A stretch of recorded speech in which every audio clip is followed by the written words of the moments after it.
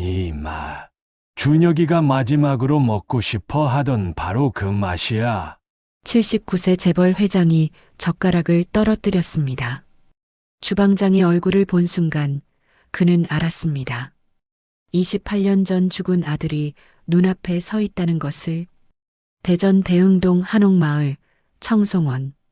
100년 된 기와집을 개조한 이 요리점은 예약 없이는 들어갈 수 없는 곳으로 유명했습니다.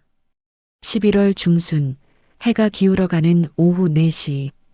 주방에서는 벌써 저녁 준비가 한창이었습니다. 강민석 27. 청송원의 주방장이 된 지 5년째였습니다. 그는 도마 위에서 물을 썰고 있었습니다. 칼날이 도마에 닿을 때마다 경쾌한 소리가 규칙적으로 울렸습니다. 표고버섯, 은행, 밤, 대추. 가을이 주는 모든 것을 담아낼 준비였습니다. 홀 매니저 윤지민이 주방문을 열고 들어왔습니다. 25살의 그녀는 민석을 5년째 지켜보고 있었지만 그는 늘 요리에만 집중했습니다. 주방장님, 오늘 VIP 예약 확인했죠? 태양제약 회장님 생신이래요. 민석은 고개를 끄덕이며 칼질을 이어갔습니다. 가을 전골 코스로 준비하겠다고 짧게 대답했습니다. 지민이 조심스럽게 물었습니다. 요즘 어머니는 좀 어때요? 민석의 손이 잠깐 멈췄습니다. 그리고 다시 움직였습니다. 괜찮으세요? 짧은 대답이었지만 지민은 알았습니다. 거짓말이라는 것을. 민석의 어머니 최은혜는 5년째 폐암과 싸우고 있었습니다. 3기까지 진행된 상태. 치료비는 벌써 1억 2천만 원을 넘어섰습니다. 민석이 청송원에서 받는 월급으로는 턱없이 부족한 금액이었습니다. 같은 시각 전주 완산구 은혜식품이라는 작은 간판이 걸린 2층 건물. 최은혜 52살. 그녀는 2층 사무실 책상에 앉아 서류를 정리하고 있었습니다. 하지만 손이 자꾸 멈췄습니다. 기침이 나오려고 했기 때문입니다. 참으려 했지만 결국 기침이 터져 나왔습니다. 손수건에는 붉은 핏자국이 묻어났습니다. 직원이 계단을 올라오는 소리에 은혜는 재빨리 손수건을 서랍에 넣었습니다. 창밖으로 해가 지고 있었습니다. 은혜는 책상 서랍 깊은 곳에서 낡은 사진 한 장을 꺼냈습니다. 28년 전 젊은 시절의 자신과 남편 강준혁이 웃고 있는 사진. 그리고 갓 태어난 쌍둥이 아기가 담요에 쌓여 있었습니다. 은혜는 사진 속 아기 중 하나를 손가락으로 쓰다듬었습니다. 27년 전 빼앗긴 아들. 얼굴도 모르고 자란 아들. 민우야. 보고 싶다. 그녀의 눈에서 눈물이 떨어졌습니다. 핸드폰이 울렸습니다. 민석이었습니다. 은혜는 재빨리 눈물을 닦고 목소리를 가다듬었습니다. 짧은 통화 후 전화가 끊겼습니다. 대전. 민석이 일하는 곳. 거기서 오늘 저녁 무슨 일이 벌어질지 그녀는 알지 못했습니다. 저녁 6시 청송원. 검은색 제네시스 2대가 청송원 앞에 멈췄습니다. 먼저 내린 사람은 정장 차림의 중년 남자 박정우. 태양제약 비서실장이었습니다. 그는 뒷문을 열었습니다. 천천히 내리는 노인. 강철민 79. 은발의 꼿꼿한 자세, 여전히 날카로운 눈빛을 가진 남자. 두 번째 차에서 여자 한 명이 내렸습니다. 강수진 55. 태양제약 부회장이자 철민의 딸. 우아한 옷차림에 차가운 인상을 가진 여자였습니다. 세 사람이 청송원 안으로 들어갔습니다. 가장 안쪽 방으로 안내받았습니다. 창 너머로 한옥 정원이 보이는 특별실이었습니다. 철민은 창밖을 바라보며 중얼거렸습니다. 준혁이가 좋아했을 것 같구만. 준혁. 28년 전 죽은 아들 이름. 수진의 표정이 굳어졌습니다. 하지만 아무 말도 하지 않고 그저 차를 따랐습니다. 주방에서는 민석이 마지막 준비를 하고 있었습니다. 가을 전골, 소고기 육수에 표고버섯, 은행, 밤, 대추를 넣고 끓인 요리. 그의 아버지가 가장 좋아했다고 어머니가 말했던 바로 그 요리. 민석은 직접 쟁반을 들고 방으로 향했습니다. 복도를 조용히 걸으며 마음을 가라앉혔습니다. 문을 열었습니다. 상 위에 전골을 올려놓았습니다. 그리고 고개를 들었습니다. 철민과 눈이 마주쳤습니다. 순간 철민의 손에서 젓가락이 떨어졌습니다. 조용한 방 안에 젓가락 떨어지는 소리만 크게 울렸습니다. 정우가 놀라서 회장을 받지만 철민은 대답하지 않았습니다. 그는 민석을 뚫어지게 바라보고 있었습니다. 민석은 당황했습니다. 무슨 일인지 알 수 없었습니다. 철민의 목소리가 떨렸습니다. 당신, 이름이 뭐요? 강민석입니다. 어머니 성함은? 최은혜입니다. 철민의 얼굴이 창백해졌습니다. 뒤로 물러서며 의자를 붙잡았습니다. 수진이 급히 일어섰습니다. 그녀의 얼굴도 굳어 있었습니다. 최은혜. 28년 전 그녀가 쫓아낸 바로 그 이름. 민석은 황급히 방을 나갔습니다. 뭔가 잘못되었다는 것만은 분명했습니다. 방 안에는 침묵만 흘렀습니다. 철민은 떨리는 손으로 휴대폰을 꺼냈습니다. 정우. 저 사람 신원 조사해. 지금 당장. 수지는 아무 말도 하지 못했습니다. 28년간 숨겨왔던 비밀이 무너지기 시작하는 순간이었습니다. 밤 11시 서울 평창동 저택. 철민은 서재 책상을 주먹으로 쳤습니다. 탁! 책상 위에 찻잔이 흔들렸습니다. 28년간 나를 속였단 말인가. 그의 손에는 서류 한 장이 쥐어져 있었습니다. 전북대병원 산부인과 기록. 최은혜 씨 쌍둥이 출산. 일란성 남아둘. 철민의 눈앞에는 오후에 만난 박정우가 가져온 또 다른 서류가 펼쳐져 있었습니다. 강민석, 27세. 대전 청송원 주방장. 어머니 최은혜와 단둘이 전주에서 살았다는 기록. 그 옆에는 낡은 가죽 수첩. 28년 전 아들 준혁이 마지막으로 남긴 유품. 수첩을 펼치자 사진 한 장이 떨어졌습니다. 젊은 시절의 준혁이 웃고 있는 사진. 오늘 저녁 청송원에서 본 그 주방장, 강민석. 그 얼굴은 사진 속 준혁과 똑같았습니다. 철민은 의자에 주저앉았습니다. 손이 떨렸습니다. 수진이가 정말로 28년 전이 떠올랐습니다. 준혁이 죽고 며느리가 사라진 날, 수진이 말했었습니다. 올케가 산후 우울증이 심해서 아이를 키울 수 없대요. 민우만 놔두고 혼자 떠났어요. 그때는 의심하지 않았습니다. 아들을 잃은 슬픔에 빠져 있었으니까. 하지만 지금 생각해보니 이상한 점이 많았습니다. 왜 연락 한 번 없었을까? 왜 민우를 보러 오지 않았을까? 왜 쌍둥이라는 말은 한 번도 하지 않았을까? 철민은 일어나 창문으로 갔습니다. 서울 야경이 내려다 보였습니다. 불빛들이 반짝였지만 그의 마음은 어두웠습니다. 노크 소리가 들렸습니다. 박정우가 들어왔습니다. 회장님, 추가 조사 결과입니다. 정우가 태블릿을 건넸습니다. 철민은 화면을 들여다봤습니다. 강민석의 어머니 최은혜. 5년째 폐암 3기 투병 중. 치료비 1억 2천만 원 누적. 전주 완산구 소재 은혜식품 운영. 철민의 가슴이 먹먹해졌습니다. 며느리가 혼자 이렇게.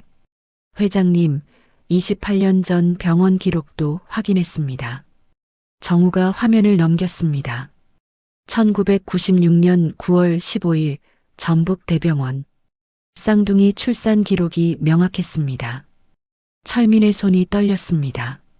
그럼 민우 말고 또 다른 아이가 있었단 말인가? 그렇습니다. 병원 기록상 분명히 쌍둥이를 출산했습니다. 철민은 주먹을 쥐었습니다. 수진이 거짓말을 한 것이 확실해졌습니다. 정우. 네, 회장님. 내일 아침 일찍 전주로 가겠네. 차 준비해 두게. 알겠습니다. 정우가 나가고 철민은 다시 준혁의 사진을 봤습니다. 준혁아, 미안하다. 아버지가 몰랐구나. 다음 날 아침 7시, 철민은 차를 타고 전주로 향했습니다. 운전기사는 아무 말 없이 고속도로를 달렸습니다. 차 안은 조용했습니다. 철민은 창밖을 바라봤습니다. 들판이 지나갔습니다. 가을 억새가 바람에 흔들렸습니다. 2시간 후 전주 전북대병원에 도착했습니다. 철민은 차에서 내려 병원 건물을 올려다봤습니다. 높은 건물이 아침 햇살을 받아 빛났습니다. 복도는 소독약 냄새가 났습니다. 환자들이 천천히 걸어 다녔습니다. 엘리베이터를 타고 8층에 내렸습니다. 812호. 문 앞에서 철민은 잠시 멈췄습니다. 손을 들어 노크하려다가 내렸습니다. 깊게 숨을 쉬었습니다. 그리고 문을 열었습니다. 병실 안은 조용했습니다. 창가 침대에 여자 한 명이 누워 있었습니다. 최은혜. 28년 전보다 늙었지만 철민은 한눈에 알아봤습니다. 아들이 사랑했던 여자. 시장에서 김치를 팔던 그 젊은 여자. 은혜는 천천히 고개를 돌렸습니다. 그리고 철민을 봤습니다. 순간 그녀의 눈이 커졌습니다. 아버님? 목소리가 떨렸습니다. 철민은 한 걸음 다가가 침대 옆 의자에 앉았습니다. 며칠 전 대전에서 민석이를 만났소. 준혁이를 많이 닮았더이다. 은혜의 손이 이불을 움켜쥐었습니다. 고개를 숙였습니다. 눈물이 떨어졌습니다. 철민은 잠시 침묵했습니다. 그리고 천천히 물었습니다. 왜 28년간 연락이 없었소? 왜 민우를 보러 오지 않았소? 은혜가 고개를 들었습니다. 눈이 빨갛게 부어 있었습니다. 제가 숨은 게 아니에요. 쫓겨난 거예요. 철민의 표정이 굳어졌습니다. 형님이 저를 쫓아내셨어요. 은혜의 목소리가 떨렸습니다. 하지만 또렷했습니다. 준혁이 돌아가시고 일주일 후였다고 했습니다. 산후조리도 제대로 못하고 있었는데 수진이 왔다고 했습니다. 시장 출신이 어떻게 자기 집안 며느리가 될 수 있겠냐고, 쌍둥이를 둘 다 키울 수 없다고 했다고. 철민은 숨을 죽이고 들었습니다. 강씨 혈통이니까 쌍둥이 다 자기들이 키운다고 하셨는데 제가 사정사정했어요. 그랬더니 저한테는 민석이만 데리고 사라지라고, 다시 나타나면 민석도 빼앗겠다고 협박하셨어요. 철민은 벌떡 일어섰습니다. 그럴 리가. 수진이가 그럴 리가. 은혜가 쓰는 숨음을 지었습니다. 형님이 거짓말하신 거예요. 제가 아이를 버리고 떠났다고. 철민은 머리를 감쌌습니다. 28년간 속았다는 것이 믿기지 않았습니다. 형님에 비해 저는 아무것도 없는 사람이었어요. 진짜로 민석이까지 빼앗길까봐 무서웠어요. 철민은 창밖을 바라봤습니다. 전주 시내가 보였습니다. 미안하오. 내가 몰랐소. 작은 목소리였습니다. 이제라도 바로잡겠소. 민석이도 우리 손자고 당신도 우리 며느리요. 은혜는 고개를 저었습니다. 먼저 형님께 진실을 확인하세요. 그리고 진심으로 사과를 받고 싶어요. 28년의 세월에 대한. 철민이 고개를 끄덕였습니다. 그러겠소. 반드시. 철민은 병실을 나왔습니다. 복도에서 정우가 기다리고 있었습니다. 차는 서울을 향해 달렸습니다. 철민은 주먹을 쥐었습니다. 분노가 치밀었습니다. 창밖을 보며 중얼거렸습니다. 준혁아, 이제 진실을 밝히마. 그날 밤 평창동 저택. 철민은 곧장 서재로 들어가 정우에게 지시했습니다. 수진이를 불러주게. 지금 당장. 밤 11시였지만 상관없었습니다. 30분 후 수진이 서재 문을 열고 들어왔습니다. 가운을 걸친 채였습니다. 머리는 반쯤 풀어 헤쳐져 있었습니다. 철민은 책상 서랍에서 서류 하나를 꺼냈습니다. 28년 전 전북 대병원 출산 기록. 서류를 탁 던졌습니다. 수지는 서류를 집어들었습니다. 눈으로 쭉 훑었습니다. 그리고 얼굴이 창백해졌습니다. 침묵이 흘렀습니다. 시계 소리만 째깍거렸습니다. 말해봐라. 왜 거짓말했나? 왜 며느리를 쫓아냈나? 왜 손자 하나를 숨겼나? 왜 28년간 나를 속였나? 책상을 탁 쳤습니다. 수진이 움찔했습니다. 철민은 일어나 창가로 갔습니다. 수진은 고개를 숙인 채 말했습니다. 그때 상황을 생각해 보세요. 동생이 죽고 우리는 대를 이을 손자가 필요했어요. 철민이 돌아봤습니다. 그래서 며느리를 쫓아낸 거냐? 수진의 목소리가 높아졌습니다. 시장 상인 딸이 무슨 재벌 가문 며느리예요? 게다가 겨우 24살의 준혁이를 꼬셔서 혼인 신고부터 해버렸잖아요. 철민은 주먹을 쥐었습니다. 그게 며느리를 쫓아낼 이유가 되나? 수진은 대답하지 못했습니다. 철민은 다시 책상으로 갔습니다. 내일 당장 며느리한테 가서 사과해. 싫으면 회사 나오지 마. 부회장 자리도 내려놓고. 차가운 목소리였습니다. 생각할 시간 주지. 내일 아침까지. 수지는 비틀거리며 서재를 나갔습니다. 문을 닫는 순간 다리에 힘이 풀려 벽에 기댔습니다. 복도는 어두웠습니다. 같은 시각 대전 청송원 근처 원룸. 민석은 침대에 누워 천장을 보고 있었습니다. 사흘 전 그 노인, 강철민 회장. 왜 자신을 그렇게 쳐다봤을까? 왜 어머니 이름을 물었을까? 핸드폰이 울렸습니다. 어머니였습니다. 짧은 통화였습니다. 어머니는 이상한 말을 했습니다. 민석아, 나중에 엄마가 이상한 얘기해도 놀라지 마. 내가 몰랐던 일들이야. 민석은 이해할 수 없었지만 묻지 않았습니다. 어머니가 힘들어하는 것이 느껴졌기 때문입니다. 전화가 끊겼습니다. 민석은 잠을 이룰 수 없었습니다. 다음 날 아침 서울 판교 태양제약연구소. 민우는 실험실에서 현미경을 들여다보고 있었습니다. 27살. 태양제약 선임연구원. 신약 개발팀에서 일한 지 5년째였습니다. 핸드폰이 진동했습니다. 아버지였습니다. 민우야, 오늘 저녁에 집에 일찍 들어와라. 할 얘기가 있다. 목소리가 무거웠습니다. 전화가 끊겼습니다. 민우는 불길한 예감이 들었습니다. 사흘 전 아버지가 대전에 다녀온 후 분위기가 이상했습니다. 누나도 평소와 달리 조용했습니다. 뭔가 일어나고 있었습니다. 저녁 6시 평창동 저택. 민우는 집에 도착했습니다. 누나 수진이 거실에 서 있었습니다. 창백한 얼굴, 눈이 부서 있었습니다. 민우는 사랑채로 갔습니다. 문을 열었습니다.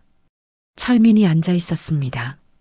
정우가 서류를 들고 서 있었습니다. 민우는 소파에 앉았습니다. 가슴이 두근거렸습니다.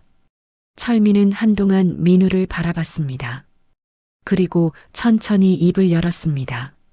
민우야, 너한테 중요한 얘기를 해야겠다. 내가 사실은 내 아버지가 아니다. 난 내 할아버지야.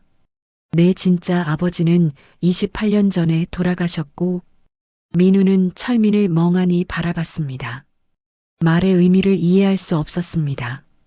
철민은 깊게 숨을 쉬고 28년간 숨겨진 진실을 말하기 시작했습니다. 준혁 이야기를, 최은의 이야기를, 쌍둥이 이야기를, 민우는 듣고만 있었습니다. 세상이 무너지는 기분이었습니다. 민우는 소파에서 일어섰습니다. 비틀거리며 창가로 갔습니다. 밤 서울이 내려다 보였지만 아무것도 보이지 않았습니다. 철민이 천천히 설명을 이어갔습니다. 28년 전 준혁이 연구소 화재로 죽었다는 것, 최은혜가 쌍둥이를 낳았다는 것, 수진이 민우만 데려오고 어머니를 쫓아냈다는 것, 민우의 손이 창틀을 움켜쥐었습니다. 손마디가 하얗게 질렸습니다. 그럼 제 형제는 어디 있습니까? 목소리가 떨렸습니다. 대전에 있다. 청송원이라는 요리점 주방장이지. 민우는 천천히 돌아섰습니다.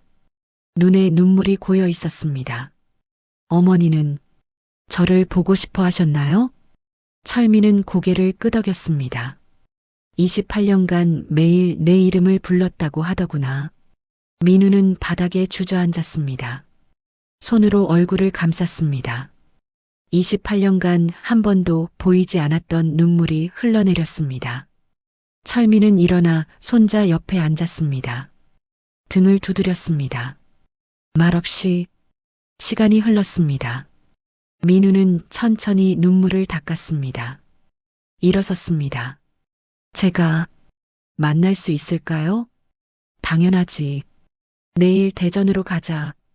다음 날 오전 대전. 철민과 민우는 청송원 앞에 섰습니다. 100년 된 한옥이 햇살을 받아 빛났습니다. 민우는 긴장한 얼굴로 입구를 바라봤습니다. 손이 떨렸습니다. 철민이 앞장섰습니다. 문을 열고 들어갔습니다. 지민이 맞았습니다. 며칠 전에 왔던 강철민입니다. 주방장 좀 뵙고 싶은데. 지민은 잠시 망설이다 주방으로 들어갔습니다. 민우는 서서 기다렸습니다. 심장이 빠르게 뛰었습니다. 27년 만에 만나는 쌍둥이. 자신과 똑같은 얼굴을 가진 사람. 주방 문이 열렸습니다. 민석이 나왔습니다. 앞치마를 두른 채였습니다. 순간 두 사람이 멈췄습니다. 서로를 봤습니다. 똑같은 얼굴, 거울을 보는 것 같았습니다. 눈, 코, 입, 심지어 서 있는 자세까지. 민석은 한 걸음 다가갔습니다. 민우도 한 걸음 다가갔습니다. 당신은? 민석이 먼저 말했습니다. 강민우입니다. 저는 당신의 쌍둥이입니다. 민석의 눈이 커졌습니다. 손이 떨렸습니다. 쌍둥이? 철민이 나섰습니다. 민석아, 너희는 일란성 쌍둥이야. 28년 전 같은 날 태어났지. 민석은 뒤로 물러섰습니다. 믿을 수 없다는 표정이었습니다. 그럴 리가. 엄마는 아무 말씀도, 어머니는 말하지 못했다. 동생이 있다는 걸 말하면 빼앗길까봐 28년간 숨기셨지. 민석은 벽에 기댔습니다. 다리에 힘이 풀렸습니다. 민우가 다가왔습니다. 저, 뭐라고 부르면 될까요? 민석은 민우를 봤습니다. 눈물이 고였습니다. 이름으로 불러요. 민우 씨. 그럼 저도 민석 씨라고 불러도 될까요? 민석이 고개를 끄덕였습니다. 지금 당신을 보는 순간부터 이상했어요. 낯설지가 않아요. 민우도 같은 표정이었습니다. 저도요. 마치 오래전부터 알던 사람 같아요. 두 사람이 서로를 바라봤습니다. 27년의 공백이 천천히 좁혀지고 있었습니다. 오후 전주 전북대병원. 철민과 두 청년이 병실 앞에 섰습니다. 812호.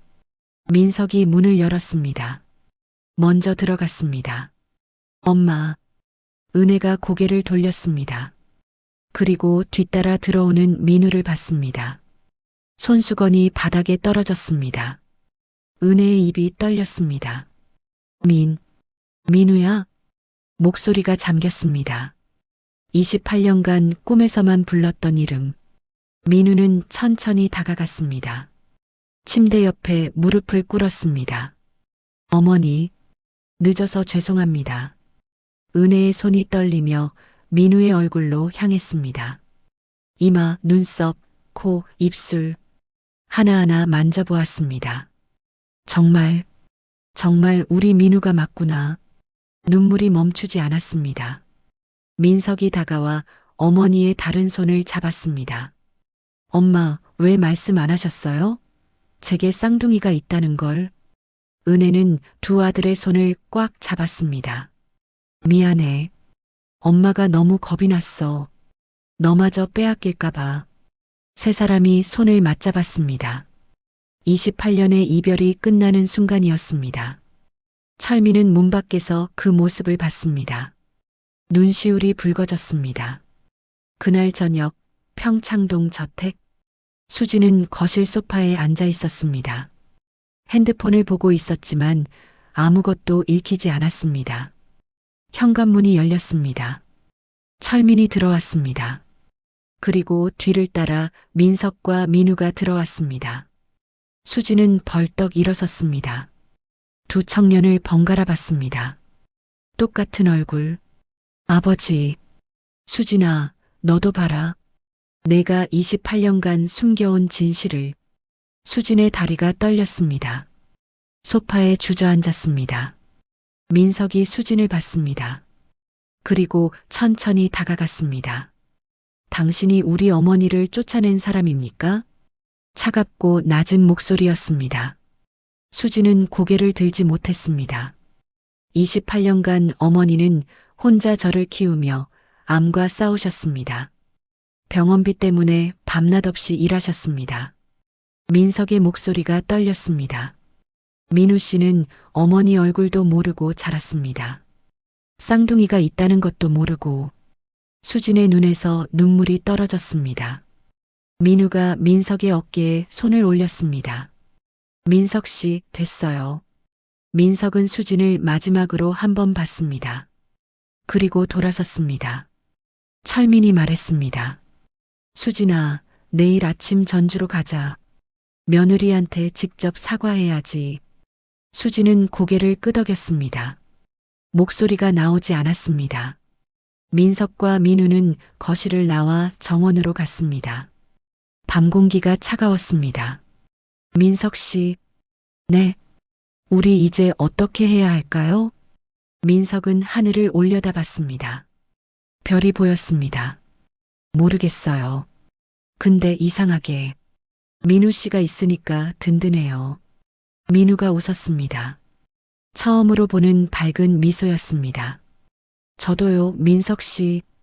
두 청년은 나란히 서서 하늘을 봤습니다. 28년 만에 만난 쌍둥이. 하지만 이야기는 여기서 끝이 아니었습니다. 철민은 거실 창문 너머로 두 청년을 바라보며 생각했습니다. 이제 진짜 시작이구나. 용서와 화해, 그리고 새로운 가족의 시작이. 다음 날 아침, 평창동 저택. 수지는 거울 앞에 섰습니다. 화장을 하려다 손을 내렸습니다. 화장으로 가릴 수 있는 것이 아니었습니다. 어젯밤 한숨도 자지 못했습니다. 민석과 민우의 얼굴이 계속 떠올랐습니다. 똑같은 얼굴, 자신이 갈라놓은 쌍둥이. 거실로 내려가자 철민이 기다리고 있었습니다. 준비됐나? 수지는 고개를 끄덕였습니다. 목소리가 나오지 않았습니다. 차는 전주를 향해 달렸습니다.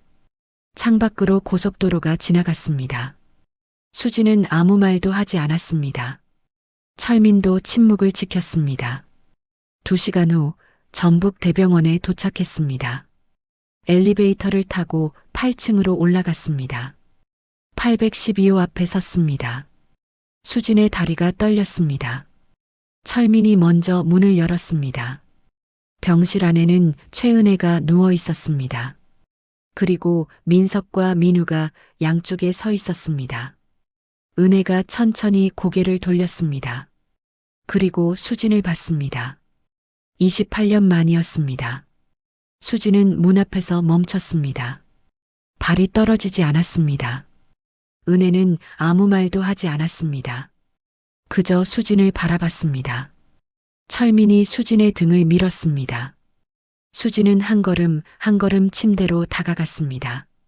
침대 옆에 섰습니다. 은혜와 눈이 마주쳤습니다. 수진은 천천히 무릎을 꿇었습니다. 민석과 민우가 놀란 표정으로 서로를 봤습니다. 미안합니다.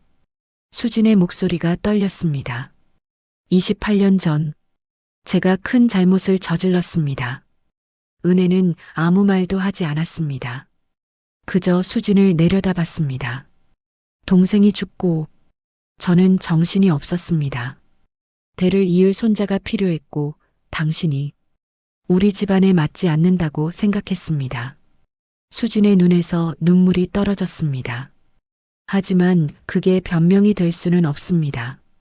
당신에게서 아이를 빼앗았고 거짓말을 했고 28년간 아버지를 속였습니다.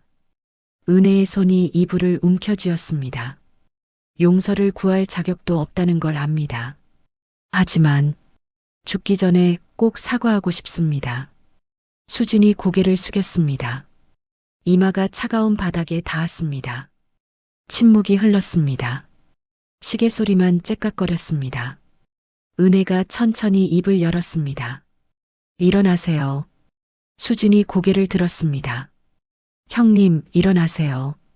은혜의 목소리는 차분했습니다. 하지만 떨리고 있었습니다. 수진은 천천히 일어섰습니다. 은혜가 말했습니다. 28년. 정말 긴 시간이었어요. 매일 밤 민우 이름을 부르며 울었어요. 만날 수 없어서 미칠 것 같았어요. 은혜의 눈에서 눈물이 흘렀습니다. 하지만 이제 두 아들이 다 제 곁에 있어요. 그것만으로도 감사합니다. 민석이 어머니의 손을 잡았습니다. 민우도 다른 손을 잡았습니다. 은혜가 수진을 봤습니다. 형님, 저는 형님을 용서합니다. 하지만 잊을 수는 없어요. 수진은 고개를 끄덕였습니다. 알고 있습니다. 감사합니다. 은혜가 두 아들을 번갈아 봤습니다. 민석아, 민우야. 너희는 어떠니? 민석은 수진을 봤습니다. 복잡한 표정이었습니다. 저는 아직 모르겠어요. 28년은 너무 긴 시간이에요. 민우도 고개를 끄덕였습니다. 저도요. 시간이 필요할 것 같아요. 수진은 두 청년을 봤습니다. 괜찮습니다. 천천히. 시간을 두고 생각하세요. 그날 오후 병실에서 모두가 나간 후 은혜는 창밖을 바라보고 있었습니다. 민석과 민우가 병실 복도에서 나란히 서 있었습니다. 민우 씨, 네. 앞으로 어떻게 지낼 건가요? 민우는 잠시 생각했습니다. 잘 모르겠어요. 하지만 민석 씨가 있으니까 덜 외로울 것 같아요. 민석이 웃었습니다. 저도요. 27년간 혼자였는데 이제는 아니네요. 두 사람이 서로를 봤습니다. 똑같은 얼굴. 하지만 전혀 다른 삶을 살아온 두 사람. 민석 씨, 저 요리 배워도 될까요? 민석이 놀란 표정으로 민우를 봤습니다. 제약 연구는요? 계속할 거예요. 하지만 주말에는 민석 씨 옆에서 요리를 배우고 싶어요. 어머니가 좋아하실 것 같아서요. 민석의 눈시울이 붉어졌습니다. 좋아요. 제가 가르쳐 드릴게요. 두 형제는 나란히 서서 창밖을 봤습니다. 가을 하늘이 맑았습니다. 28년 만에 다시 만난 가족. 용서는 쉽지 않았지만 그들은 시작할 수 있었습니다. 혹시 여러분도 오랜 시간 만나지 못한 가족이 있으신가요? 아니면 용서하지 못하고 있는 누군가가 있으신가요? 시간은 모든 것을 치유하지 못합니다. 하지만 용기 있는 한 걸음이 새로운 시작을 만들 수 있습니다. 오늘 이야기가 여러분 마음에 작은 울림이 되었기를 바랍니다. 구독과 좋아요는 더 많은 이야기를 만드는 큰 힘이 됩니다. 댓글로 여러분의 생각을 들려주세요. 다음 이야기도 기대해 주세요. 감사합니다.